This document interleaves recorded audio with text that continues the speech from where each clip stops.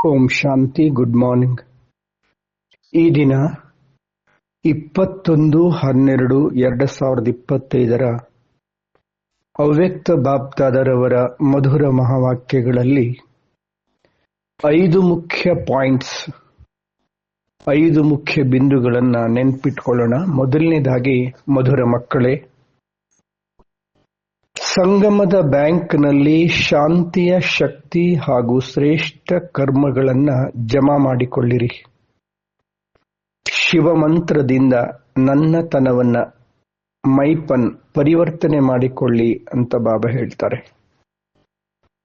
ಎರಡನೇದಾಗಿ, ಪರಮಾತ್ಮನ ಪ್ರೀತಿಯು ತಂದೆಯ ಸಮಾನ ಅಶರೀರಿ ಸಹಜವಾಗಿಸುತ್ತದೆ, ವ್ಯಕ್ತ ಭಾವದಿಂದ ಅವ್ಯಕ್ತ ಸ್ವರೂಪದಲ್ಲಿ ಸ್ಥಿತವಾಗಿಸುತ್ತದೆ. ಮೂರನೆಯದು, ಪವಿತ್ರತೆಯು ಬ್ರಾಹ್ಮಣ ಜೀವನದ ಆಧಾರವಾಗಿದೆ. ಪೂಜ್ಯರಾಗಲು ಹಾಗೂ ಶ್ರೇಷ್ಠ ಪ್ರಾಪ್ತಿಗೂ ಆಧಾರ ಪವಿತ್ರತೆ. ನಾಲ್ಕನೆಯದು, ಸದಾ ಏಕಾಂತ ಮತ್ತು ಸ್ಮರಣೆಯಿಂದ ವ್ಯಸ್ತ ಇರುವಂತಹ ಬೇಹದ್ದಿನ ವಾನಪ್ರಸ್ಥಿಗಳಾಗಿರಿ. ಐದನೆಯದು, ನೀವು ಸಾಹಸದ ಒಂದು ಹೆಜ್ಜೆಯನ್ನು ಮುಂದಿಡಿರಿ. ಆಗ ಬಾಬಾರವರು ಸಾವಿರ ಹೆಜ್ಜೆಗಳ ಸಹಾಯ ಮಾಡುತ್ತಾರೆ.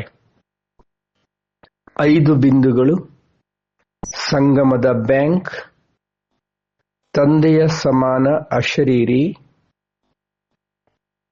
ಬ್ರಾಹ್ಮಣ ಜೀವನದ ಆಧಾರ ಪವಿತ್ರತೆ, ಏಕಾಂತ ಮತ್ತು ಸ್ಮರಣೆ, ಸಾಹಸದ ಒಂದು ಹೆಜ್ಜೆ ಮುಂದಿಡಿ.